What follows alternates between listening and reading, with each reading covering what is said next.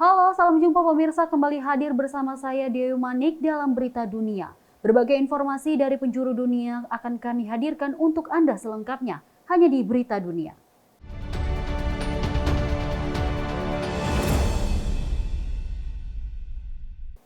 Negara-negara anggota NATO berjanji untuk mendukung pertahanan udara Ukraina melawan Rusia dalam peringatan 75 tahun Fakta Pertahanan tersebut. Sementara Kongres Amerika Serikat masih belum bisa sepakat untuk meloloskan bantuan tambahan untuk Ukraina. Meski NATO mendukung Ukraina, Rusia terus meraih kemenangan di medan perang dan terus menghujani kota-kota di Ukraina dengan rudal dan serangan drone. 4 orang tewas dan puluhan terluka dalam serangan di bagian timur Kharkiv. Dalam peringatan 75 tahun berdirinya Pakta Pertahanan Atlantik Utara NATO, Sekjen NATO menekankan pentingnya bantuan untuk Ukraina. The situation on the battlefield remains serious. Ukraine needs more air defenses, more ammunition, and more aid. And therefore, allies will now go back and look into their inventories, look into if there are any ways they can provide more systems, in particular Patriots. Patriots adalah pencegat rudal bergerak berbasis darat buatan Amerika Serikat. Saving Ukrainian lives, saving Ukrainian economy, saving Ukrainian cities depends on the availability of Patriots and other air defense systems in Ukraine. And we're talking about Patriots because it's the only system that can intercept ballistic missiles. And only in March, Ukraine was hit with 94 ballistic missiles. Sementara Menteri Luar Negeri AS mendesak Kongres AS untuk segera meloloskan paket bantuan tambahan untuk Ukraina. We know what the needs are. Air defenses, artillery, munitions. So I believe, based on what I heard today, that everyone, including the United States, is going to double back and, as necessary, double down on finding the resources that Ukraine continues to need. Sementara Menteri Luar Negeri AS mendesak Kongres AS untuk segera meloloskan paket bantuan tambahan untuk Ukraina. Perang di Ukraina yang telah berlangsung 2 tahun kerap tak lagi jadi prioritas utama Kongres AS yang saat ini lebih berfokus pada perang Israel dan Hamas serta anggaran domestik lain seperti keamanan perbatasan di Amerika Serikat. Diperkirakan akan butuh waktu beberapa pekan sebelum keputusan terkait paket untuk bantuan Ukraina ini baru akan ditentukan. Sekjen NATO mengusulkan bantuan $107 miliar dari anggota NATO dalam jangka waktu 5 tahun guna mendukung militer Ukraina. Perjanjian ini diharapkan akan bisa lolos pada pertemuan tahunan NATO Juli mendatang di Washington DC. Europeans both, in terms of financial support and military support, just can't make up for the huge amounts of military support that was coming from the United States. Kamis lalu, Kremlin menyebut hubungan NATO dengan Rusia saat ini mencapai titik konfrontasi langsung. Demikian laporan tim VOA. Pemirsa, kawasan San Francisco termasuk kota yang memiliki angka tunawisma tertinggi di Amerika Serikat. Di tengah berbagai program pemberdayaan dari pemerintah dan lembaga swadaya masyarakat, semakin banyak upaya yang melibatkan mantan tunawisma sendiri. Good morning, we have some hygiene kits, t-shirts, water. Ini adalah Silicon Valley, lokasi markas Facebook, Google, dan beberapa orang terkaya di Amerika Serikat. Namun di sepanjang 200-an kilometer jalan setapak di kota San Jose, ada sisi lain. Populasi tunawisma yang tersembunyi tidak mampu membayar biaya hidup yang terus meningkat. One of my greatest desires is for somebody to see the change in me because I know a lot of these people out here. Lee Clark pernah mengalaminya sendiri. Kecanduan dan dipenjara menyebabkannya hidup di jalanan selama 5 tahun. Seperti ribuan orang lainnya yang tidak memiliki rumah, ia merasa diabaikan oleh sistem yang rusak. Tepat sebelum pandemi melanda, Lee akhirnya berhasil keluar, tapi dia tidak melupakan mereka yang dia tinggalkan. One of the biggest things out here is being able to win people's trust. Reaching back out to the homeless, offering them services, trying to get them housed. Transformasi Lee sebagian berkat keterlibatannya dalam Dewan Penasehat Pengalaman Hidup, dibentuk oleh organisasi nirlaba Destination Home. Organisasi ini memberikan suara kepada para tunawisma tentang program dan bantuan yang penting bagi mereka. Komite eksekutifnya mengawasi dewan yang beranggotakan 16 orang. Bersama-sama, mereka memberi saran kepada organisasi nirlaba seperti Destination Home dalam hal program dan anggaran, serta menjadi konsultan bagi pemerintah setempat. We've set aside funding to make improvements to the site in partnership with the Lived Experience Advisory Board. Di San Francisco, organisasi lain menerapkan pendekatan yang sama. Tipping Point, sebuah organisasi nirlaba yang didukung oleh beberapa dermawan terkaya di San Francisco, mengelola dana 100 juta dolar AS atau sekitar 1,5 triliun rupiah dalam 5 tahun. Disitulah peran Dewan Penasihat Tipping Point, yang beranggotakan 7 orang, seluruhnya pernah menjadi tunawisma, seperti TJ Johnston. A lot of people do struggle just to survive. I'm kind of honored that people are asking us for our input. Ini barulah langkah awal. Namun bagi Johnston, yang bertahun-tahun merasa diabaikan, terlibat langsung dalam program tunawisma jadi caranya membalas kebaikan. San Francisco dan Los Angeles, keduanya di negara bagian California, masuk di antara kota-kota dengan angka tunawisma tertinggi di Amerika Serikat.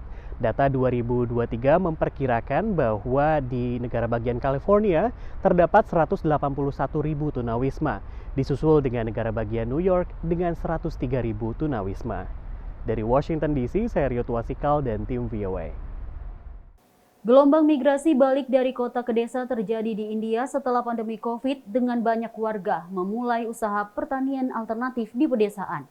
Usaha pertanian seperti ini membawa harapan untuk menciptakan lapangan kerja dan menghidupkan kembali ekonomi pedesaan.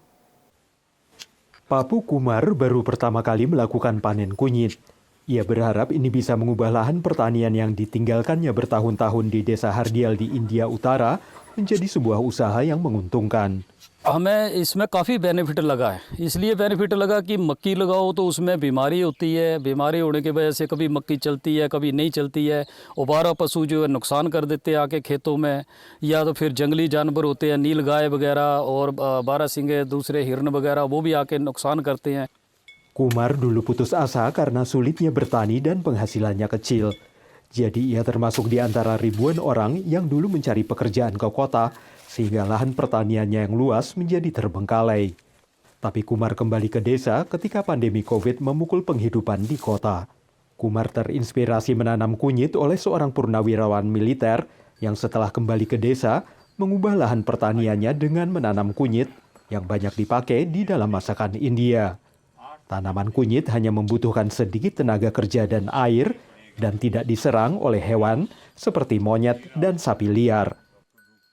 मैंने हल्दी के बारे में सोचा कि ये एक ऐसी क्रॉप है जिसको कुछ भी नहीं कर सकता कोई, ना इसको कोई बीमारी एंटीबायोटिक है खुद ही, तो मैंने सोचा मैं इनको आई विल आउटबीट देम क्वालिटी में. Rana yang kini dijuluki manusia kunyit menanam varietas dengan persentase tinggi senyawa kurkumin yang memberikan warna kuning dan manfaat kesehatan pada rempah-rempah ini. Ia menanamnya secara organik dan hal ini melindungi tanah dan menghasilkan keuntungan lebih tinggi. Kunyit kini ditanam oleh sejumlah petani. Tapi ada pilihan lain selain pertanian tradisional seperti budidaya ikan forel yang juga meningkat sejak pandemi COVID dan memicu gelombang migrasi kembali ke desa.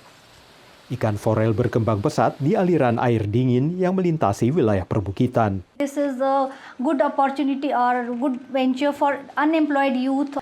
They have come back to their home and they are searching for such opportunities. Mantan kontraktor bangunan ini membangun sebuah usaha yang sukses dengan menjual ikan forel dan mendirikan tempat penetasan untuk memproduksi benih ikan. Bisnis ini meningkatkan pendapatannya. 2 साल हो गए सीड का, एक साल में मेरा 5-5 लाख का सीड बिक जाता है जी यहाँ से, और जो फिश है वो भी डेली 5-6 हज़ार की बिकती है जी यहाँ से. Ramesh Jaswal memulai usaha budidaya ikan beberapa tahun lalu dan mengatakan ada sejumlah kendala yang dihadapi seperti perubahan iklim. थोड़ा ग्लोबल वार्मिंग की वजह से बहुत दिक्कत आ रही है, टाइम पे बारिश नहीं हो रही है, बर्फ नहीं पड़ रही है, तो ऐसी दिक्कतें हैं. जब तक साथ दे रहा है कुदरत तब तक तो चलना ही पड़ेगा. Harapannya adalah bahwa usaha-usaha pertanian semacam ini akan meningkatkan ekonomi pedesaan dan menciptakan mata pencaharian pada saat India bergulat dengan pengangguran. Dari Arlington, Virginia, saya Helmi Yohanes dan tim VOA. Dua usaha rintisan Amerika Serikat membangun pabrik komponen baterai kendaraan listrik di sebuah kota kecil di negara bagian Washington. Kedua perusahaan ini mendapat insentif dari pemerintah Amerika Serikat untuk mengamankan rantai pasok baterai mobil listrik di dalam negeri dan ikut berperan dalam ekonomi energi bersih. Dengan populasi sekitar 25.000 jiwa, kota pedesaan Moses Lake di negara bagian Washington menjadi bagian dari ekonomi energi bersih Amerika sebagai salah satu lokasi pembuatan baterai kendaraan listrik atau EV. Salah satu perusahaan yang memproduksi komponen utama baterai adalah Group 14 Technologies. What you see behind me here is our first 2 commercial scale production modules for our silicon battery technology here at Moses Lake. That's going to go into everything from electric vehicles to IoT devices to smartphones and wearables, a lot of battery-based applications. Pendatang baru di Moses Lake membantu mengubah ekonomi lokal dari pertanian dan manufaktur tradisional menjadi teknologi, menurut warga asli Moses Lake yang adalah seorang manajer di pabrik Sila Nanotechnologies. We worked in the fields that actually this building is sitting on today. It's been, fast-paced, but moving forward, super exciting about the opportunities that we bring here for Sila, for the community, and for the overall EV market. Dua perusahaan rintisan Amerika yang masing-masing mendapat dana hibah pemerintah federal sebesar $100 juta berlomba mengamankan rantai pasok baterai mobil listrik di dalam negeri. Catching up to the world leaders in Asia is quite challenging. And so the way to do that is actually not to build the same thing that they're building in Asia, it's to build the next generation of battery technologies. Baik Sila maupun Group 14 mengganti grafit pada baterai lithium-ion dengan komponen berbasis silikon karena sejumlah alasan. The primary mineral for what's going in Moses Lake is sand. It's silica. It is the most widely distributed mineral in the crust of the earth. Graphite is lower performance, and as a nation we're trade exposed because most of the graphite comes from overseas. Menurut Group 14, teknologi perusahaannya bertujuan mengurangi salah satu hambatan utama dalam adopsi mobil listrik, yakni kekhawatiran soal pengisian daya. When we think about charge times, right now we're hearing 10 to 80% in 10 minutes. Well, what if that changes and it comes down to 5 minutes? What if it starts to get closer to what it really is for, the way we think about refueling a car? Pemerintahan Biden mendorong mobil listrik sebagai bagian dari agenda perubahan iklim. Sementara sebagian besar calon presiden dari Partai Republik menolaknya. They want to go all electric and put you all out of business. Menurut Nanotechnologies, Amerika Serikat memperkenalkan kendaraan listrik kepada dunia, jadi seharusnya tidak menghindar dari peluang berinovasi. The world is going to go towards all electric vehicles, whether the Democrats are in the White House or the Republicans are in the White House. Energi bersih mungkin menjadi topik yang kontroversial selama musim pemilihan presiden Amerika. Tapi kota Moses Lake berharap bisa mendapatkan keuntungan dari industri mutakhir yang akan masuk ke kota ini dengan ratusan lapangan kerja baru. Dari Arlington, Virginia, saya Helmi Yohanes dan tim VOA. Pemirsa, kita beralih ke informasi selanjutnya. Tidak semua sekolah di Kenya memiliki laboratorium. Karena itu, sebuah badan pemerintah memproduksi laboratorium keliling yang lebih murah dibandingkan fasilitas permanen. Laboratorium bertenaga surya ini telah membantu para siswa lebih memahami bidang sains yang selama ini masih dipelajari secara teori. If you are not able to capture the clear... Paul Gitaiga adalah seorang guru di Akademi Utawala di Kenya. Hampir sepanjang karirnya sebagai guru sains, ia hanya memberikan pelajaran teori. Menurut Paul, sekolah tempatnya mengajar tidak mampu membangun laboratorium. Most of the items that are there, they will only be found in books as diagrams, pictures, and a teacher may not be able even to demonstrate and to show that this is what is being taught in the course book. Namun kehadiran laboratorium keliling ini telah mendorong pelajaran sains dan proyek penelitian siswa. Laboratorium ini dibuat dari bahan lokal seperti kayu, dilengkapi dengan roda, dan tenaga surya untuk pengguna di sekolah dengan listrik terbatas atau tidak memiliki listrik. Sekolah dapat membeli laboratorium ini dengan harga sekitar $1.000 atau sekitar 15 juta rupiah.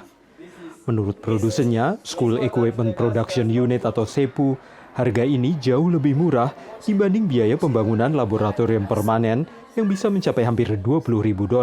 I can just adjust the temperature Siswa seperti John Mokaya merasa sangat terbantu. I got to understand many things, of which in grade 7 we used just to see from the books, but now we can have the real experience, how everything works, and due to this you can be great people in future. Menurut Sepu, laboratorium ini mudah diterapkan karena dibuat di Kenya. CEO-nya mengatakan kepada VOA, alat-alat ini dirancang dengan pemahaman guru lokal, tidak seperti produk impor. To understand the teacher training over Kenyan. Unlike if we got an innovation from outside, which we need to come and adopt it for the local environment. This is a solution that is born from within, and therefore it is going to spur more thinking, and we're even thinking of other ways that we can be able to improve it. Lebih dari 500 laboratorium keliling telah didistribusikan ke sekolah-sekolah, baik di wilayah pedesaan maupun perkotaan. Sekolah dapat membayar dengan cara mencicil dan mendapat pasokan bahan kimia yang dibutuhkan secara berkala, menurut manajer penjualan Alan Weiche. The mobile laboratory is coming with accompaniments, such as the microscope. We've got assorted chemicals to be able to support the teachers and the learners to be able to do various experiments. We've got also assorted glasswares. And in terms of safety measures, it is also supplied with a fire extinguisher. Biaya pendidikan adalah masalah keuangan yang paling sering dilaporkan di Kenya dan hampir seluruh negara Afrika Sub-Sahara lainnya, menurut Bank Dunia. Namun dengan inovasi-inovasi seperti ini, pihak berwenang yakin kekhawatiran seperti itu dapat ditekan. Dari Arlington, Virginia, saya Helmi Yohanes dan tim VOA. Selanjutnya, data seputar inflasi menunjukkan penguatan pada awal 2023. Sementara data ketenagakerjaan terkini juga mengisyaratkan relatif sehatnya ekonomi Amerika Serikat. Perkembangan ini bisa berdampak pada wacana mulai menurunnya suku bunga acuan pada Juni, mengingat laju inflasi sudah mendekat target 2%.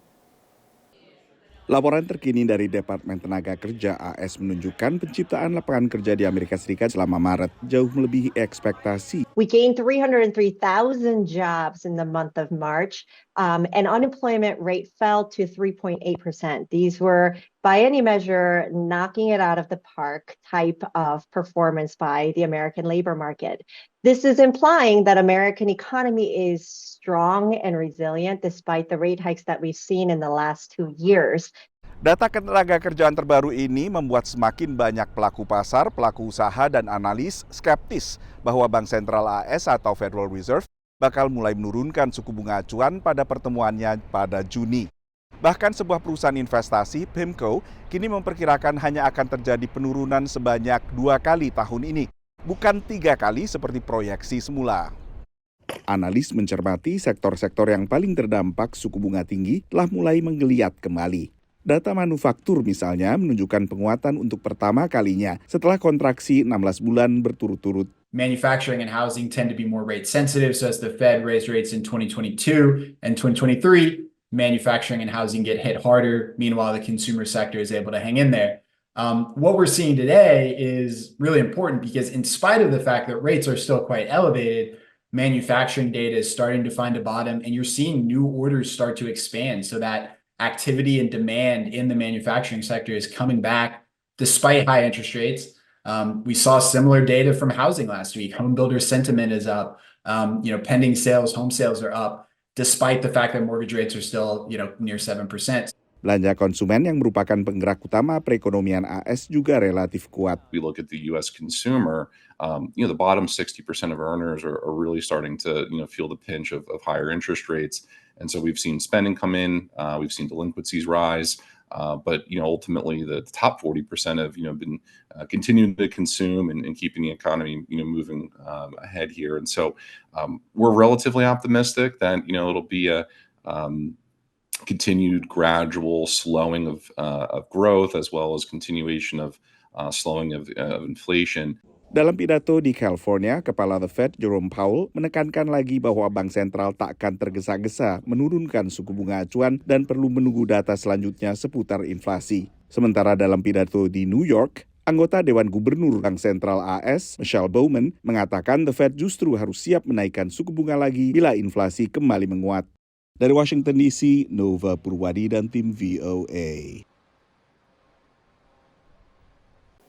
Ya, informasi selanjutnya, para ilmuwan di Alaska sedang mengembangkan pendekatan berbasis komputasi awan atau cloud computing untuk menyimpan dan menganalisis data gunung berapi. Teknologi ini diharapkan dapat meningkatkan kecepatan dalam memprediksi letusan. Ketika gunung berapi yang sudah lama tertidur di Alaska mulai menunjukkan tanda-tanda aktivitas tahun lalu, para ilmuwan menggunakan teknologi baru untuk menganalisis data dalam jumlah besar dengan cepat.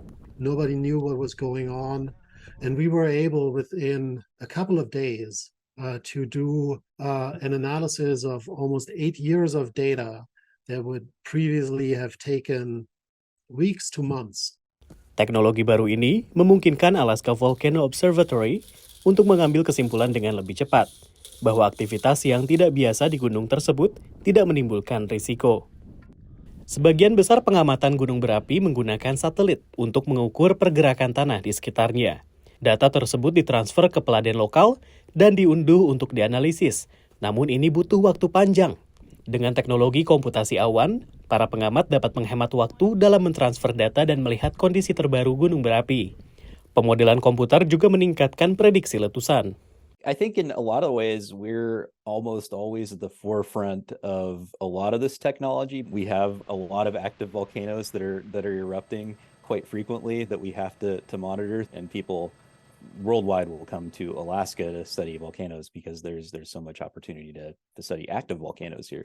Alaska Volcano Observatory awalnya mengembangkan sistem komputasi awan untuk menangani jumlah data yang terus bertambah berkat teknologi yang lebih canggih dan kemitraan baru dengan observatorium serta badan antariksa lainnya. That's getting us towards this vision of sort of an international, global, virtual observatory that's capable of serving out data and analyzing results, sort of in an automated and real-time basis. Inovasi dalam pengamatan gunung berapi tidak berhenti pada teknologi komputasi awan. Kecerdasan buatan akan semakin penting. In the last few decades, we went from being very data poor to being pretty data rich. We need to develop new approaches for having kind of automated alarms, look at the data for us and pull out anything that the alarm system might think, something's funny here. Dengan analisis yang lebih cepat, para ilmuwan berharap bisa memberikan peringatan yang lebih dini dan lebih akurat kepada masyarakat untuk mengungsi ketika gunung berapi akan meletus. Seperti Indonesia, Amerika Serikat juga dilintasi oleh cincin api Pasifik, yakni di pantai barat. Badan Geologi Amerika Serikat mencatat ada 169 gunung api yang aktif di Amerika, terutama berkumpul di negara bagian Alaska dan juga Hawaii. Gunung Kilauea di Hawaii adalah salah satu gunung berapi paling aktif di dunia dan telah meletus hampir secara terus-menerus sejak tahun 1983. Dari Washington DC, saya Rio Tuasikal dan tim VOA. Informasi tadi pemirsa sebagai penutup jumpa kita kali ini, tetap saksikan berita dunia hanya di Sinfo TV. Saya Dewi Manik dan mewakili tim yang bertugas pamit. Terima kasih, sampai jumpa.